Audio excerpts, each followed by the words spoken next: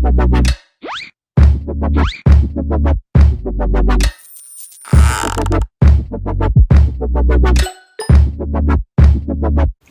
everyone, Brody here with our new channel, Let's Table It, where we get games to the table. I have a copy of Lawyer Up Season 1 here, which includes 4 cases, 2 cases from the base game and 2 from expansions. We have an art forgery case, a murder case, a Godfather case, and a witch trial case.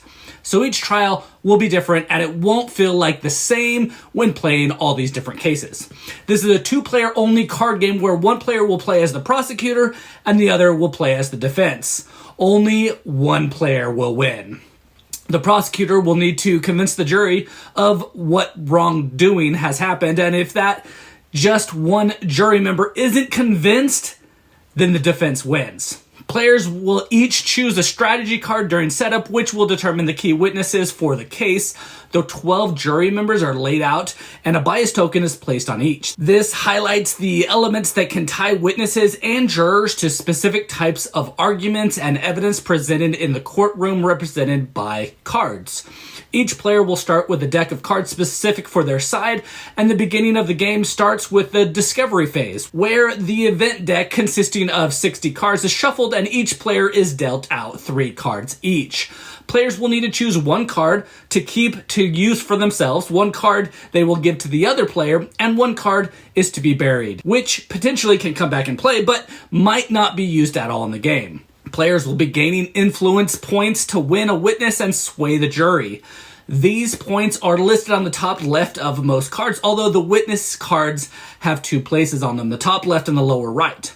Players can use the influence points of their color or the neutral color, but will not get points for the listed number if it's the other player's color. So as a player continues to split up cards, they want high-valued cards of their own color, but they don't want the other player to get the high-valued cards of that player's color either. So players will have to decide if it's worth taking a card for themselves, even if they can't use it effectively, or leaving it for the other player. Even though you might not be able to use the influence on a card, you still might be able to use the action listed on that card. So you might want that card still.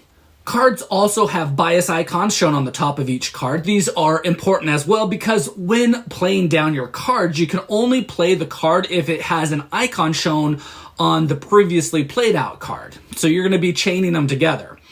Players each at the same time get dealt out 3 cards, choose one for themselves, one for the other player, and one to be buried into evidence. Once all those cards have a new home, then the discovery phase is over. It's then time for a trial. Players will shuffle their deck of cards consisting of their starting cards and then the cards that were picked and then the cards that the other player picked for them. Then 5 cards are dealt out for their opening hand. Each player pleads their case in an attempt to sway the bias of the jury and win the case for their side. This happens by calling witnesses and asking them questions. The player who has the judge's favor calls one of the witnesses. The prosecution always starts the game with the judge's favor, but this will change throughout the game. The witness is chosen and placed in between the 2 players, and each player will start with influence listed on the witness card for both sides. Players use their influence dials to track their total influence. The player who called the witness starts by taking an action, and players take turns doing so. One of the actions players can do is to perform an examination action. This might be evidence, an argument, but it's going to be one of the cards in a player's hand. The player will choose the card that they want to play and place it down. Cards are placed so that they cover up previously placed out cards except for the top bias symbols. And the first card played out must match at least one bias symbol shown on the witness card. Following cards will also need to have a matching bias symbol from the one played before it, and so on, chaining these together. When playing down a card, if the influence is in your color or a gray color, which can count for both the prosecution and the defense, then you will add that value to your influence dial. A card that you play that matches the other player's color does not give you any influence. A procedure card can be played into examination to use its bias symbols, or they can be played into the active player's procedure area to be activated sometime in the future. The action on the procedure card cannot be performed during the turn that it is played. Later in the round, you can choose to, instead of playing a card, to activate a procedure card to resolve its action effect, but only if you have the judge's favor. Again, you previously had to play this card out into the procedural area before doing this. You will then discard this card and do the action, and then the other player will gain the judge's favor. Another action you may take is to do a sidebar. This is to be done if you are the active player and if you haven't exhausted your sidebar token yet. When doing this, you will gain a card and also gain the judge's favor. You can sidebar whenever you would like, and it gets refreshed when a player loses a witness. Objection! One time per witness, a player can object to an argument played out by the opponent as long as they have an exhausted objection token. Players cannot object to evidence or procedures. When objecting, the player flips over one of their objection tokens, and their opponent card is immediately discarded with no effect, and their opponent will then take another action instead. You will have 3 objection tokens for the entire game, so you will need to use them when you think they will most likely be most effective in the game. Players will be doing all those actions, and at any time a player can pass. And when a player passes, no more actions can be performed until the current witness is resolved, but they can object as well. After a player passes, the other player is only allowed one more examination action plus any other actions that they wish to perform that is not an examination action. But after they do that one action, they are forced to immediately pass after their next examination action. After both players pass, then we will need to resolve the witness to see who wins. When resolving the witness, players will compare their influence on their dials, and the player with the highest value will win that witness. If there is a tie, the player who currently has the judge's favor wins the witness.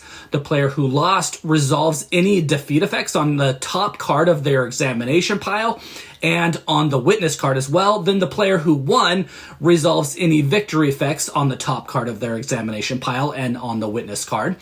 The winner then takes the difference between their influence and their opponents and spends that value to sway bias on the jury. Each juror has a skepticism value, and this is how much you would spend to move that token on that juror one way or another.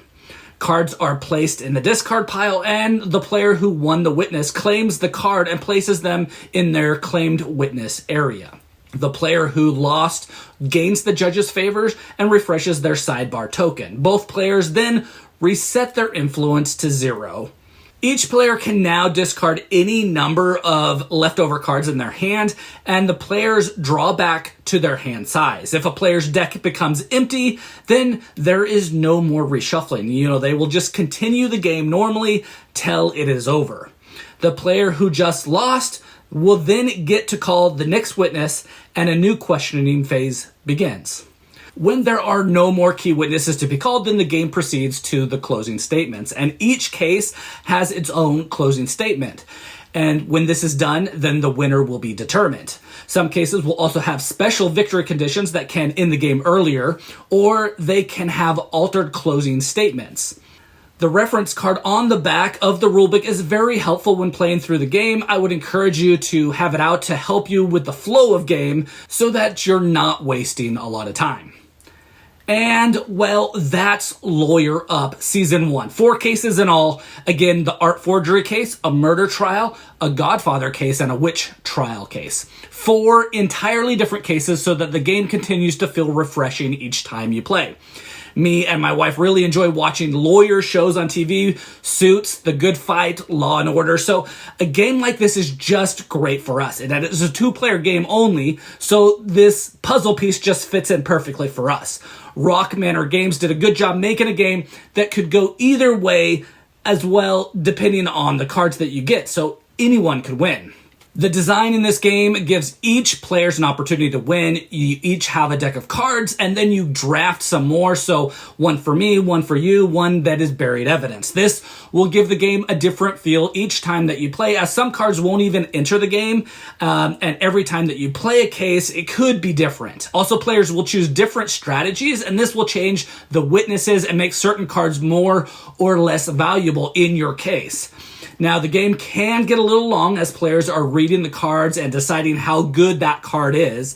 This is done during the draft, but also when actually playing the cards out. So really, the players are reading each card maybe twice. If you are the type who doesn't like to adopt this story and get into the specifics, then this game might not be for you. And the joy and the fun of this game is all about being involved in the story and playing out the cards that have these little specifics within them.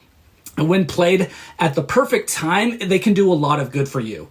On the flip side, without diving into the story and getting involved with it, then you probably won't know if a card is good or not, and you'll just randomly be playing out cards without really finding those subtle bonuses that will win you the case. The design does a great job connecting the mechanics with a theme. You are not just playing out cards in the game, you are trying to battle to win each witness and to understand that if you don't have great cards for that witness, you might need to cut your losses and try to cut the discussion off short so that the other side doesn't gain too much more influence to sway the jury or the juror that they're targeting that you might really need for yourself. This is a quick, fun puzzle game with a great theme. The game feels tight and feels like it can go either way. The mechanics are great as you draft cards and then get to use them to win arguments and win over witnesses to convince the jury one way or the other. You are only as good as your hand of cards, so remember, if you think that you need to get this witness off of the stand, then hurry and end it quickly. This is Lawyer Up Season 1 with Season 2 already out, and I anticipate more cases coming out, adding more stuff to an already good game. Again, this is Brody with Let's Table It, where we get games to the table. Please like and subscribe to our channel. We are new and working hard to bring to you videos like this one, so you know if these games are ones that you want to get to your own table.